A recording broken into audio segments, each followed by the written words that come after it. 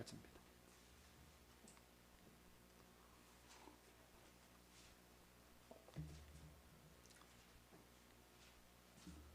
사도행전 17장 22절서부터 34절까지 찾으실 줄 알고 저와 함께 한 절씩 교독하시겠습니다.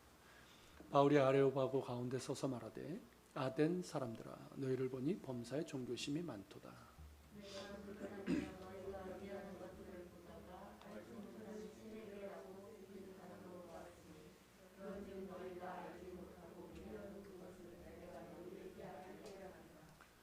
우주와 그 가운데 있는 만물을 지으신 하나님께서는 천지의 주제시니 손으로 지은 전에 계시지 아니하시고 또 무엇이 부족한 것처럼 사람의 손으로 손으로 잡으시는 것이 아니니 유명한 이에게 생명과 호흡과 만물을 친히 주시는 이십니다.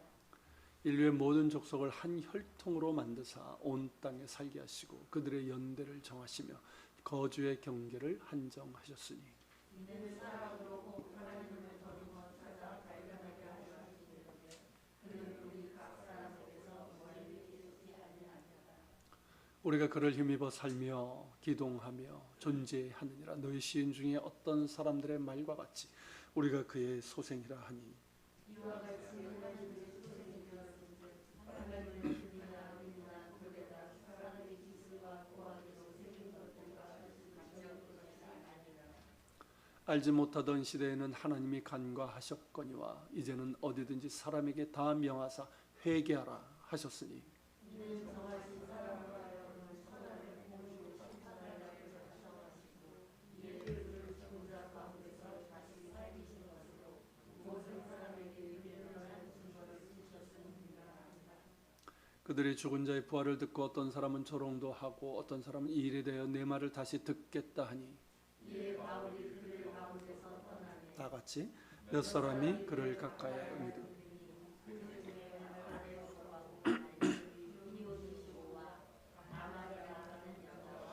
또 다른 사람들도 있더라. 아멘. 다시 이제 사도행전 강의를 이어가는데요. 오늘 본문은 이제 아레오바고 법정에서 바울이 전한 복음에 대한 내용입니다. 우리가 앞서 본 것처럼 사도 바울은 아테네에서 당시 헬라 철학의 양대 기둥이라 할 수 있는 에피크로스 학파와 스토아 학파 철학자들과 논쟁을 했습니다. 바울이 굉장히 이제 그 박식한 사람이었고, 그리고 이제 논리 정연하게 그렇게 이제 말을 하고, 그들이 보기에는 새로운 것이었기 때문에 어떤 사람들은 바울은 말쟁이, 그러니까 참 말 잘하는 그런 사람, 그렇게 뭐 사실 뭐 약간의 조롱이었죠. 그렇게 말하기도 했고, 또 어떤 사람들은 바울을 이제 이방신을 전하는 사람이라고도 생각을 했습니다. 18절 말미에 바울이 예수와 부활을 전하기 때문이라고 했는데, 헬라어로 예수님은 이제 예수스이고요. 그리고 부활은 아나스타시스입니다. 둘 다 스로 끝나죠. 자, 헬라의 신들인 제우스, 헤르메스 다 스로 끝나는 사람들이 많아요. 그러다 보니까 예수님과 이제 부활, 아나스타시스도 신의 이름으로 한 거예요. 처음 들으니까 마치 이제 제우스와 헬라처럼 이 부부신으로 그렇게 알았던 것이죠. 처음 듣는 신들의 이름이고, 바울이 이제 헬라 철학과 논리에도 이제 능통하니까, 그렇다면 이 말쟁이가 전하는 이방 신들이 누구이고 이 사람이 주장하는 바가 무엇인지 한번 드러나 보자 하면서 이들은 바울을 붙들고 어디로 갔냐면 아레오바고 법정으로 가게 됩니다. 이 아레오바고는 당시 아테네 최고의 법정이었습니다. 바로 여기인데, 여기 이제 돌 언덕 있죠. 지금 이제 그 바위 언덕만 남아 있는데, 저 위쪽에 있는 저게 뭐냐면 아크로폴리스에 있는 그 파르테논 신전입니다. 그러니까 그 아크로폴리스 그 신전이 이제 보이고요. 그리고 이제 아래쪽에는 지금 이제 복원해 놓고 저게 이제 스토아 학당이었던 자리, 그러니까 저희가 사실 아고라가 있던 자리예요. 큰 시장. 그것이 이제 보이는, 그러니까 아테네 전체로 보면 사람들이 많이 보이는 아고라 큰 시장과 그 신전 있는 아크로폴리스 중간에 있는 곳이에요. 그곳에 있는데 지금은 이제 언덕분이지만 당시에는 조금 뭐 사진 조금 더 저희가 준비를 했는데 여기 이제 파르테논 신전에서 본 저쪽 보이실지 모르겠지만 이제 허연 부분이 있고요. 그리고 이제 여기에 좀 확대한 모습입니다. 저 바위가 바로 이제 저희가 아레오바고 언덕 혹은 법정이라고 하는 곳이고요. 그 밑에 보면 이런 게 있다고 그래요. 저도 뭐 직접 가본 건 아니니까. 여기가 이제 오늘 본문에 있는 사도 바울이 여기서 이러한 복음을 전했다라는 그런 기록이 이제 그리스어 현대 그리스어로 이렇게 기록되어 있다고 합니다. 자, 그런데 이제 이 아레오바고 법정은요, 과거에 소크라테스가 재판을 받은 곳이기도 했습니다. 자, 소크라테스가 사형을 당했는데 그 이유가 뭐냐면 신성모독죄, 아테네 사람들이 이제 모르는 그런 신들을 얘기도 하고 또 뭐 이렇게 신을 부정하기도 하고, 그리고 또 하나는 이제 그릇된 것으로 이제 사상으로 청년들을 타락시키고 있다. 이게 그의 죄목이었어요. 그러면서 이제 사형을 언도하고 실제로 이제 집행까지 했었습니다. 자, 그런 사람들이었기 때문에 한낱 유대인 방랑자인 바울을 어떻게 할지는 알 수 없는 일이죠. 그러니까 이제 아레오바고 이 법정에서 이제 바울이 말하게 한 것은 그를 뭐 이렇게 막 우대해주거나 뭐 이렇게 초대한 것이 아니라 뭘까요? 일종의 협박이에요. 이 말쟁이가 하는 말을 일단 들어보고 만약에 허무맹랑한 것이라면 그에 대한 책임을 묻겠다라는 것입니다. 자, 이런 분위기에서 바울이 입을 엽니다. 오늘 본문인데 이를 이제 아레오바고 연설이라고 하는데 정확하게는 아레오바고에서 전한 바울의 복음 변증이라고 하는 것이 맞습니다. 자, 그 내용이 철학적이고 사상적입니다. 뭐 아무래도 철학의 도시, 이 사상의 도시 아테네에서 에피쿠로스 학파와 이 스토아 학파 철학자들을 상대로 한 변증이기 때문에 그러합니다. 그런데 바울의 아테네에서 전도 사역을 실패로 단정하는 사람들이 있어요. 저도 예전에 그렇게 이제 듣고 뭐 그렇다고 생각했는데 바울이 이제 이 복음을 너무 지나치게 철학적이고 사상적으로 접근했다는 거예요. 그래서 아테네에서는 별다른 결실을 맺지 못했다라는 거예요. 바울의 복음 변증을 보면 철학적이고 사상적인 건 맞지만 아테네 사역이 실패했다라고 단정 지을 수 없습니다. 말 그대로 복음 변증이기 때문입니다. 그러니까 복음 변증이라는 측면에서 본다면 매우 논리적이고 훌륭한 변증입니다. 자, 이 복음 변증 또는 이제 기독교 변증이라고 하는데 이게 뭐냐면 그 당시대 혹은 특정 지역의 철학, 종교 관념, 사상 이런 것들이 있잖아요. 그것들에 대해서 복음과 비교를 하면서 무엇이 비슷하고 무엇이 다른지 그리고 무엇이 그들의 문제인지를 변론하면서 이 복음의 탁월성과 유일성을 증명하는 것이에요. 그러니까 일종의 하나의 전도의 방법이기도 합니다. 바울도 이제 그런 방식으로 이제 복음을 변증을 했습니다. 그러니까 다짜고짜 이 우상 숭배자들아 정죄하지 않았고 뭐 무조건 예수 천당 불신지요 이런 식으로 전하지 않았다는 거예요. 아테네 사람들이 믿고 있는 그 수많은 신들과 살아계신 한 분 하나님이 어떻게 다른지, 그리고 에피쿠로스 학파와 스토아 학파들이 주장하는 그 사상과 이 복음이 어떻게 다른지 비교하면서 무엇이 문제이고 무엇이 진리인지를 논리정연하게 전하고 있는 것입니다. 그러면서 그들이 이 복음의 진리를 깨닫고 죽게 돌아오게 하는데 목적이 있는 것이에요. 이런 이제 복음 변증 또는 기독교 변증은 바울만 그랬던 것이 아니고요. 그 이후에 이제 뭐 유명한 초대 교부들 있죠. 순교자 저스틴, 알렉산드리, 클레멘트, 뭐 오리겐, 터툴리안, 그리고 이제 우리에게 잘 알려져 있는 성 어거스틴, 이런 사람들, 이런 초대 교부들이 해왔던 방식이고요. 오늘날까지도 이런 기독교 변증가들이 많이 있습니다. 요 근래에는 대표적으로 우리에게 잘 알려진 사람이죠. 누굴까요? 가장 사랑받는 기독교 변증가일 거예요. C.S. 루이스. C.S. 루이스도 탁월한 기독교 변증가입니다. 그의 저술이나 강연 그리고 글 이런 걸 보면 얼마나 논리 있게 자신이 경험했거든요.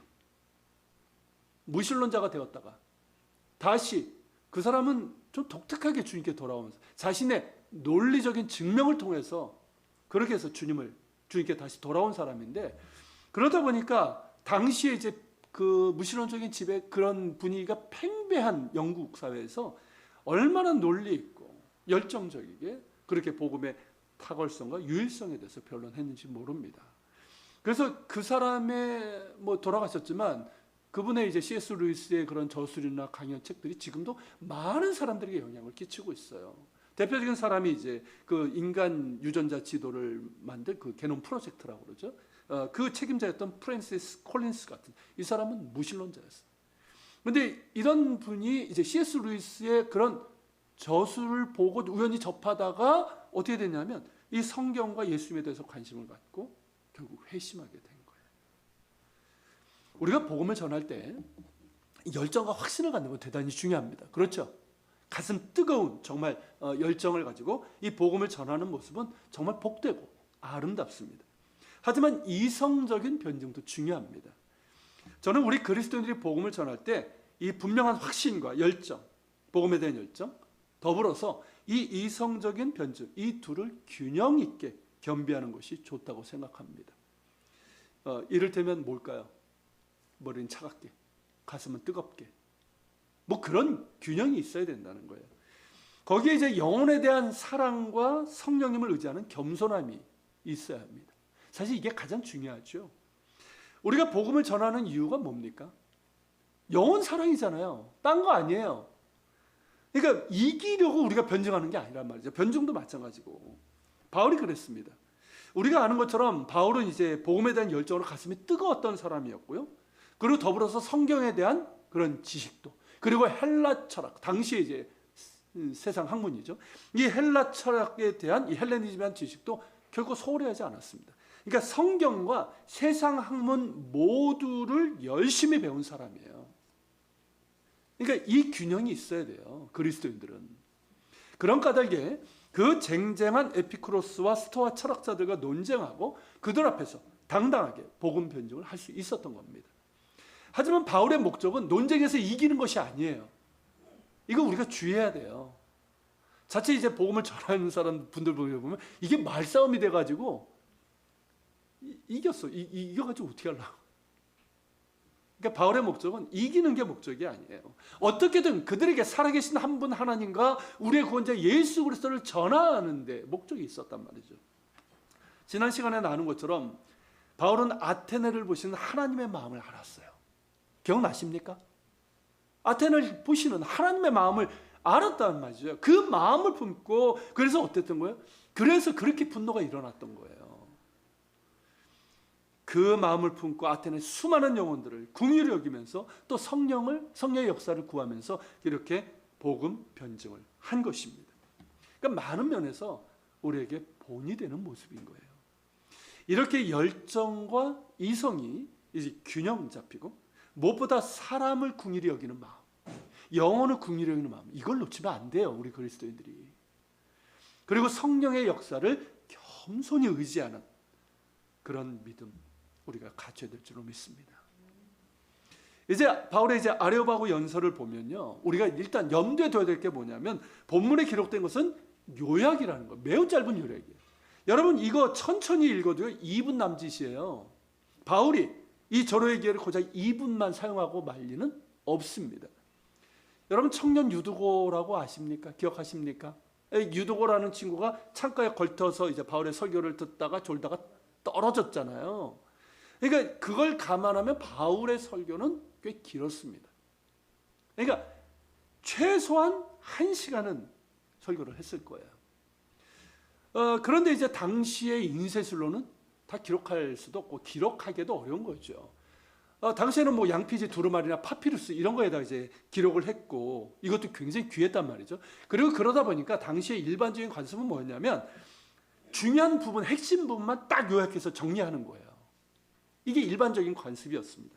그런 까닭에 우리는 이제 바울의 본문에 기록된 바울의 이제 이 연설 내용을 보면서 그 함축된 의미를 잘 살펴볼 필요가 있는 거예요. 자, 바울은 먼저 예의를 갖춰서 이제 인사를 합니다. 그게 22절이죠. 자, 뭐라고 합니까? 아덴 사람들아 너희를 보니 범사에 종교심이 많도다. 뭐 우리 성경에는 반말로 되어 있는데 제대로 읽으면 현대어 번역으로 읽어야 될 거예요. 뭐라고 되어 있냐면 아테네 시민 여러분, 내가 보기에 여러분은 여러분에서, 그리고 제가 이 부분은 좀 헬라어 원문 의미를 살렸는데, 여러분은 여러 면에서 더욱 종교심이 많습니다. 더욱 종교심이 많습니다. 비교급으로 되어 있어요. 그러니까 어떤 얘기입니까? 실제로 그랬죠. 아테네라는 이 도시는 다른 주변에 있는 모든 어떤 도시들보다도 훨씬 더 크고 작은 신전들, 신상들, 제단들로 가득 찬 그 어느 도시보다도 더욱 종교심이 많은 도시였던 건 맞습니다. 다른 도시들보다 아테네 사람들이 종교심이 더 컸던 건 사실이고, 그래서 바울이 이렇게 얘기한 건 맞아요. 그런데 다른 사람들보다 더 종교적이고 다른 도시들보다 더 종교심이 많다는 이것이 그 사람을 더 세워줄까요? 그 사람을 구원에 이르게 할까요? 그건 아니라는 것이죠.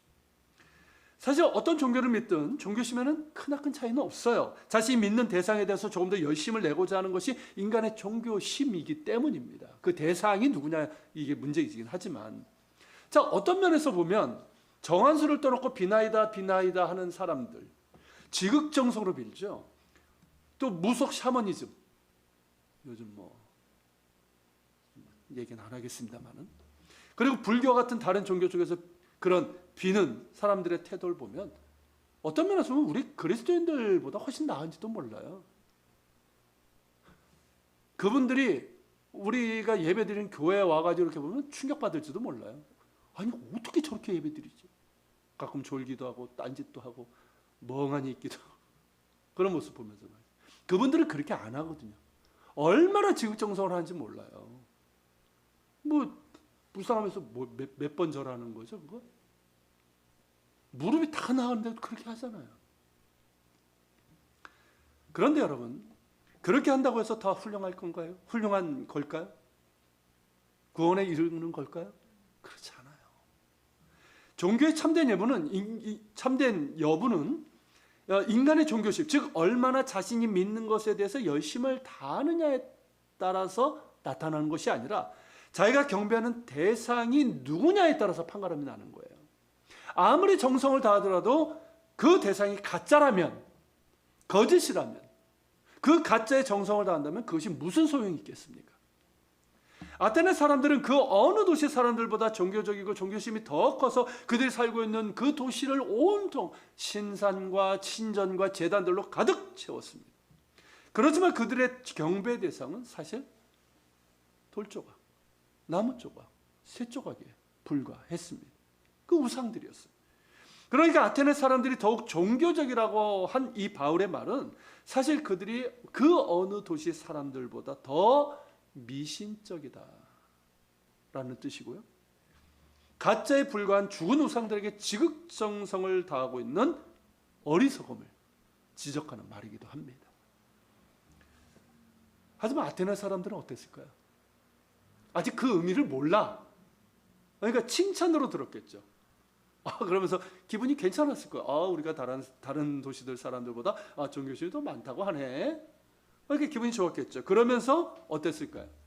바울의 말을 들어볼까? 귀를 기울였을 거예요. 바울이 만약에 이 자리에서 이 우상 숭배자들아, 화이스 찐쳐 막 이러면서 이 헛것을 믿는 어리석은 자들아, 이런 식으로 소리쳤다면 어땠을까요? 아무도 바울의 말에 귀를 기울이지 않았을 것이고 바울을 폭력으로 대했을지도 모릅니다. 이런 면에서 본다면 참으로 지혜로운 접근법이라고 할 수가 있어요. 그래서 우리가 전도할 때도 이 부드러운 자세, 그리고 상대방을 존중하는 예의, 상대방을 인정하는 태도를 갖는 것이 굉장히 중요합니다.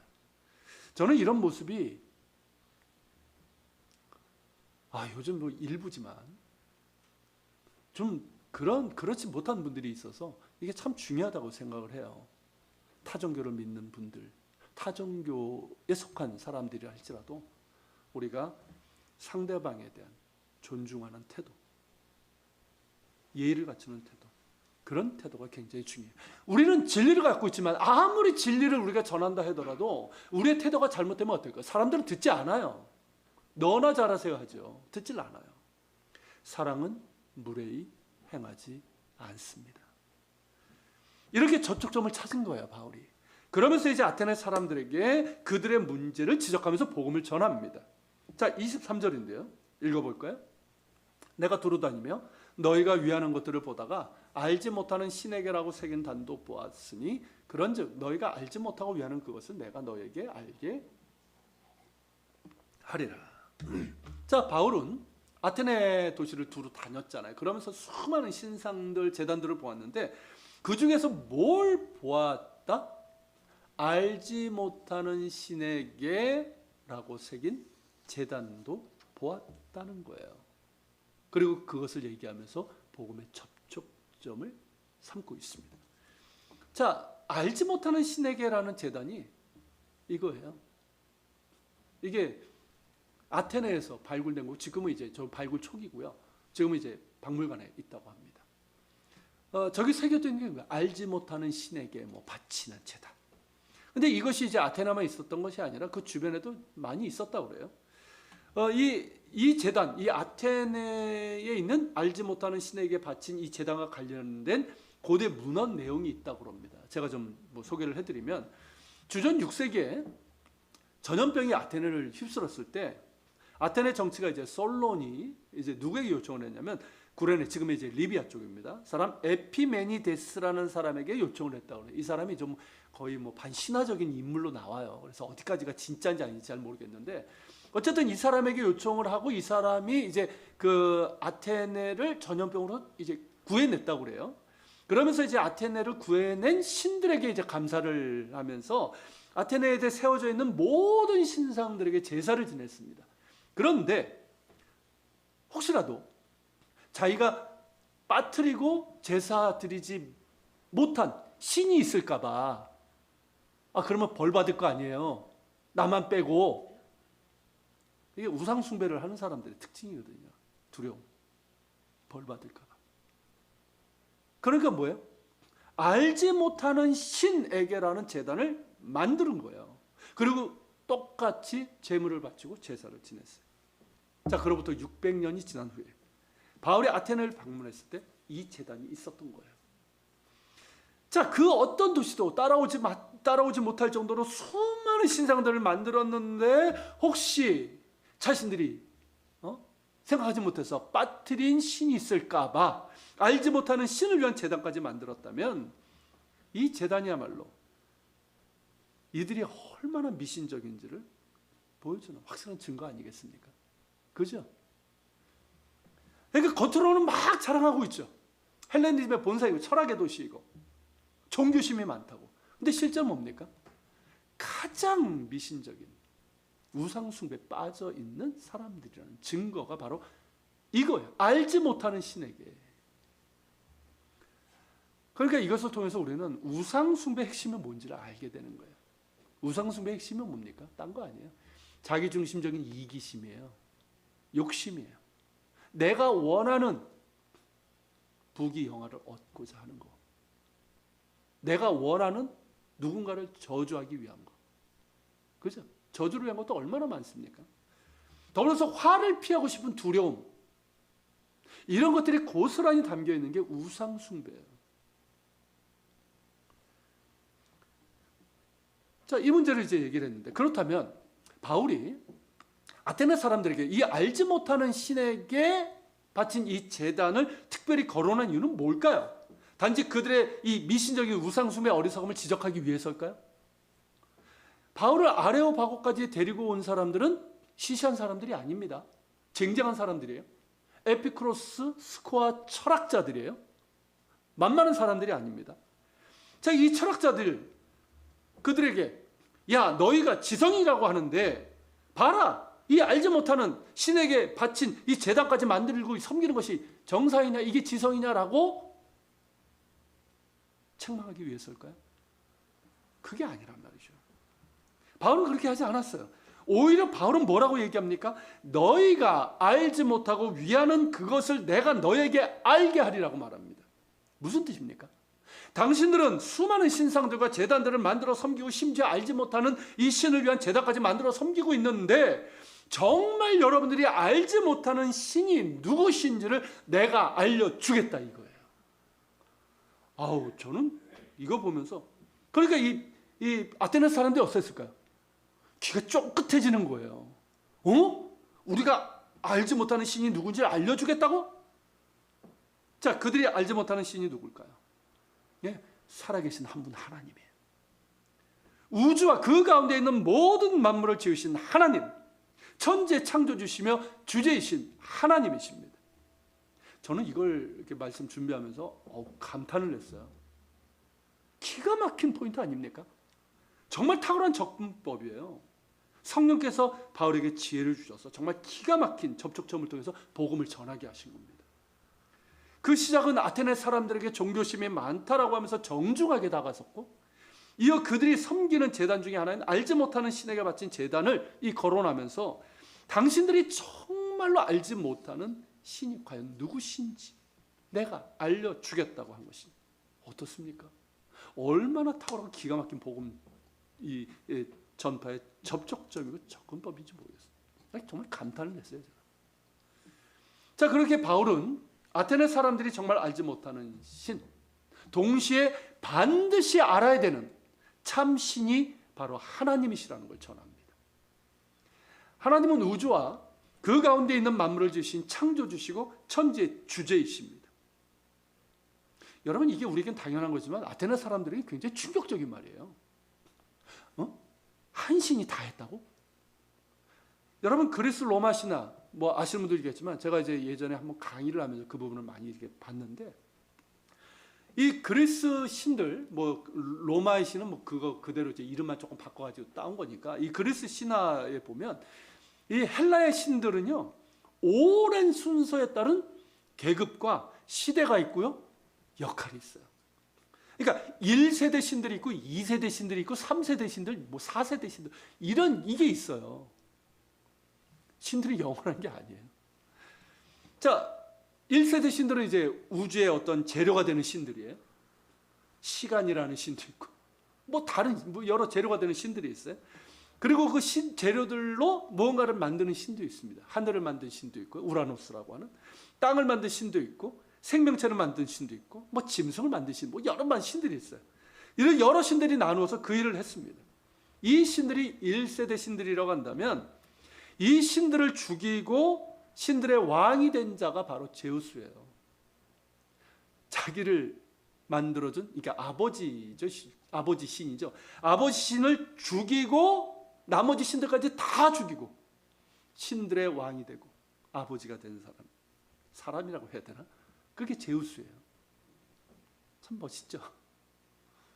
이런 엉터리 신들이 아니라 살아계시고 오직 한 분이신 하나님께서 선하신 목적과 계획을 가지고, 그리스도 신화는 그런 게 없어요. 하나님께서 선하시고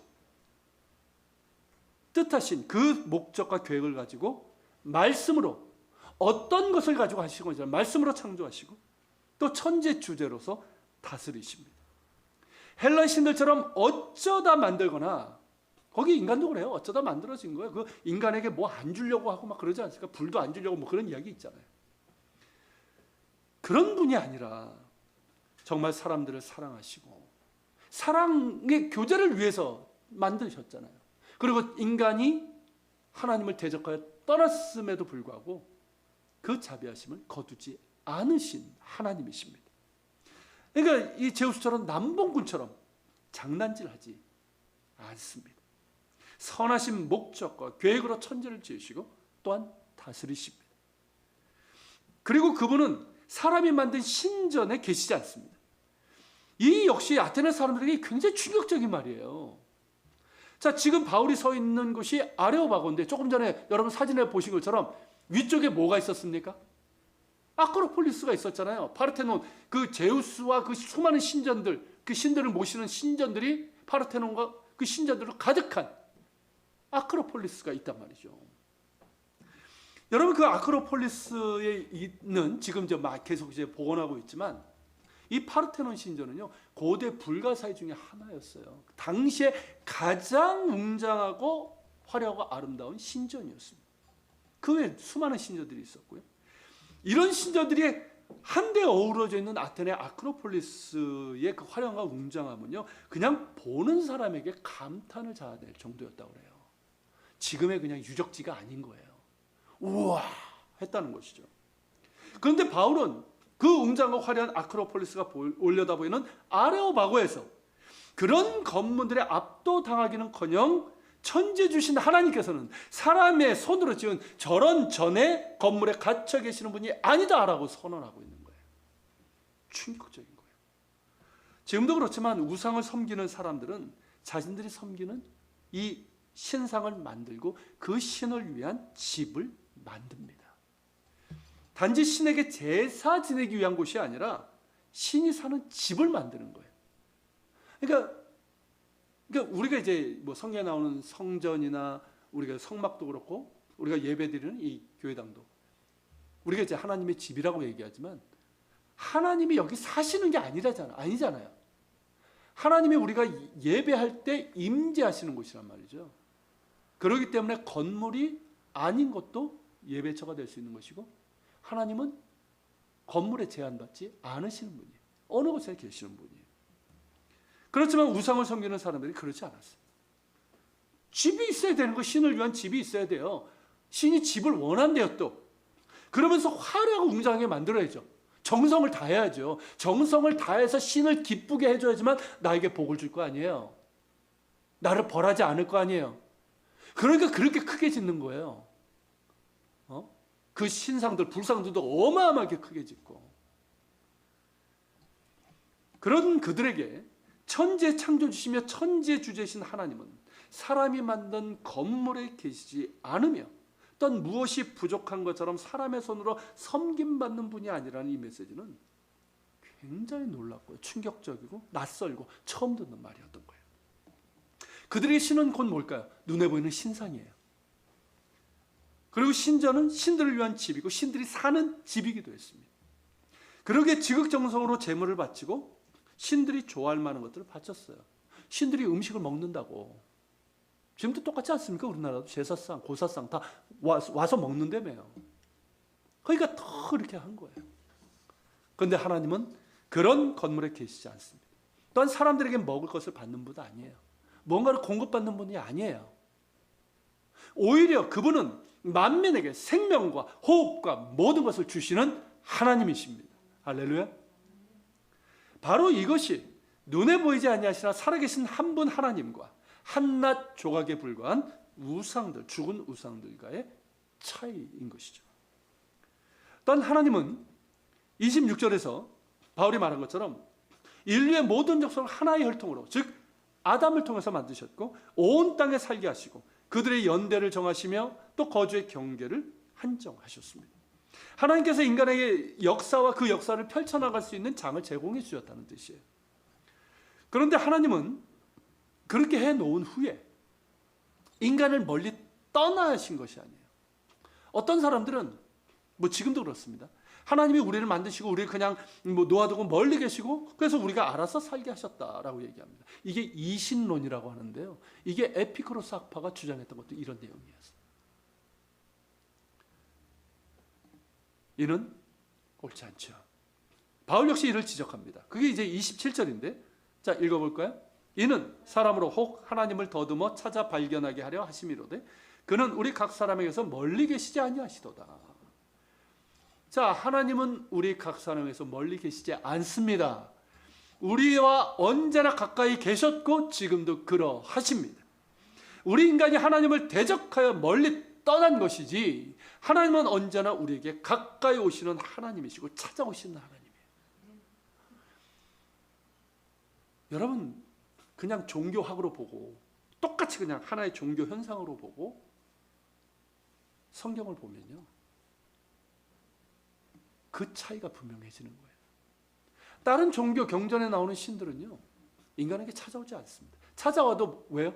제우스처럼 남봉질을 하고 있잖아요. 뭔가 지가 얻기 위해서. 그리고 멀리 있습니다. 그런데 하나님은 어떤 하나님이에요? 우리에게 찾아오시는 하나님이에요. 당신을 대적하고 불순종하고 멀리 떠난 인간을 구원하기 위해서 찾아오시는 하나님이에요. 이런 하나님이 어디 있습니까? 그리고 찾아오심의 절정이 뭐예요? 우리와 똑같은 사람이 되신 거예요.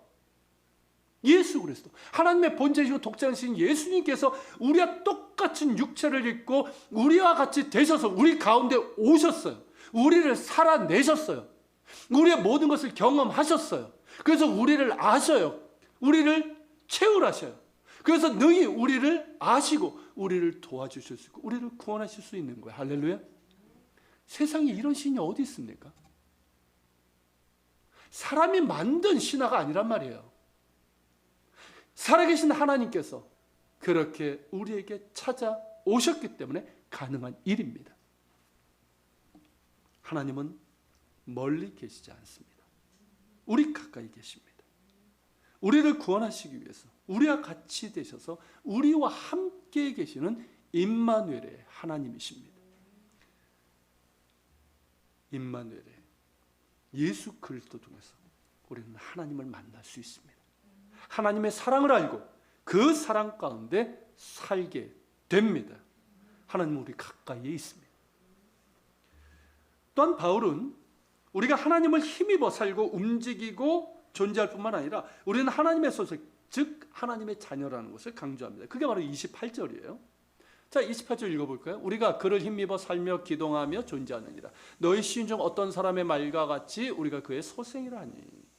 자, 여기 보면 너희 시인 중에 어떤 사람들의 말과 같이 얘기하고 있잖아요. 여기서 실제로 바울은 헬라의 시인 두 사람의 말을 인용하고 있습니다. 그들의 식구를 인용하고 있어요. 첫째가 뭐냐면 우리가 그를 힘입어 살며 기동하며 존재한다. 이게 이제 주전 6세기에 뭐 이게 소개만 할게요. 중요한 건 아닌데 크레타 섬의 이제 시인이었던 에피메니데스, 이름만 똑같습니다. 사행시 크레티카에 나오는 구절이라고 하고요.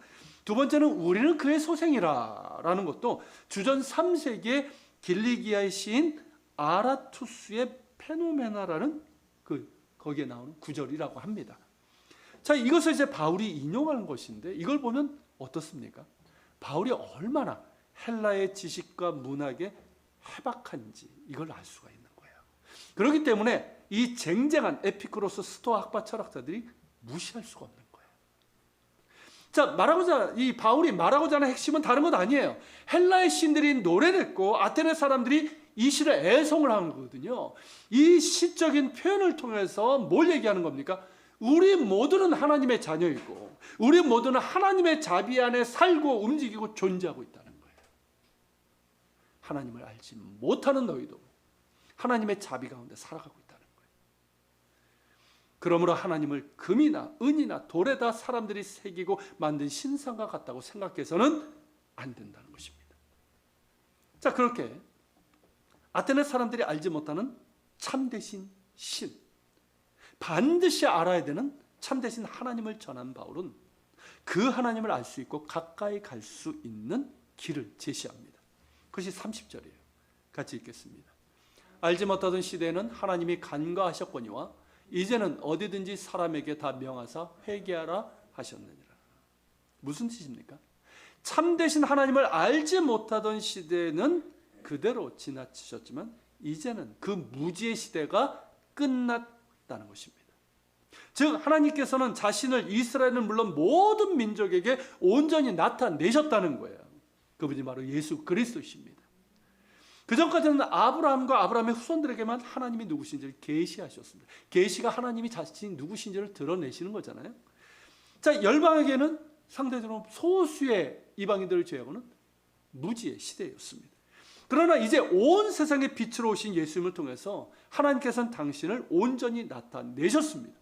이제 모든 사람이 하나님께로 나아갈 수 있는 길을 여셨습니다. 자, 요한복음 3장 16절 읽어볼까요? 하나님이 세상을 이처럼 사랑하사 독생자를 주셨으니 이는 그를 믿는 자마다 멸망하지 않고 영생을 얻게 하십니다. 모든 세상을 위해서. 자, 이어서 이제 요한복음 14장 6절도 읽어볼까요? 내가 곧 길이요 진리요 생명이니 나로 말미암지 않고는 아버지께로 올 자가 없느니라. 이제 길이 열렸습니다. 하나님께로 나아갈 수 있는 길이 열렸어요. 진리와 생명의 길입니다. 진리신 하나님을 알고 영원하신 하나님의 생명 가운데 살아갈 수 있는 길이 열렸습니다. 이제 무죄 시대는 끝났어요. 이제 은혜의 시대입니다. 하나님의 은혜로 오신 예수 그리스도를 통해서 하나님께로 나아가 구원받을 수 있는 시대가 열린 것입니다. 그리고 그 은혜의 구원을 얻기 위해서는 뭘 해야 된다는 거예요? 회개해야 된다는 거예요. 회개가 뭡니까? 대답해 보세요. 회개가 뭡니까? 그냥 잘못했다고 그냥 이실직고 하는 걸까요? 그죠? 돌이키는 거예요. 제가 계속 강조하지만 회개는 눈물 찔끔 흘리고 마는 게 아니에요. 돌이키는 거예요. 돌이키는 거예요. 완전히 돌이키는 거예요. 이게 회개예요. 헛된 우상을 섬기는 어리석음에서 돌이키는 것은 물론 결국 내가 주인 된 거 아니에요. 내가 주인 돼서 하나님을 대적하던 그 모든 죄에서 완전히 돌이켜야 됩니다. 그래서 누가 나의 주인이 되는 거예요? 하나님. 예수 그리스도께서 나의 주인 되신 거예요. 그게 예수님을 영접하는 거예요. 예수 믿는 거예요. 그냥 신적인 어떤 대상 중에 하나를 믿는 것이 아니라 완전히 돌이켜서 예수님이 나의 주인, 나의 주님이심을 믿는 것. 이게 예수 믿는 거예요. 이게 예수 영접이에요. 죽은 자 가운데서 다시 사신 예수님을 믿어야 합니다. 하나님의 본체신 독생자 예수님께서 사람이 되어 우리 가운데 오셨고 우리의 죄로 인해서 죽으시고 부활하신 것. 바울이 이것도 전하고 있는데 이건 뭐냐면 하나님이 이 어그러진 인간의 죄악으로 인해서 어그러진 세상을 바로 잡으실 것이라는 첫 번째이자 구체적인 증거인 거예요. 그러기에 십자가에 죽으시고 부활하신 예수님을 믿어야 합니다. 회개하고 예수 그리스도의 그 이름을 믿는 자는 구원받아 하나님의 자녀가 되는 권세를 누릴 것입니다.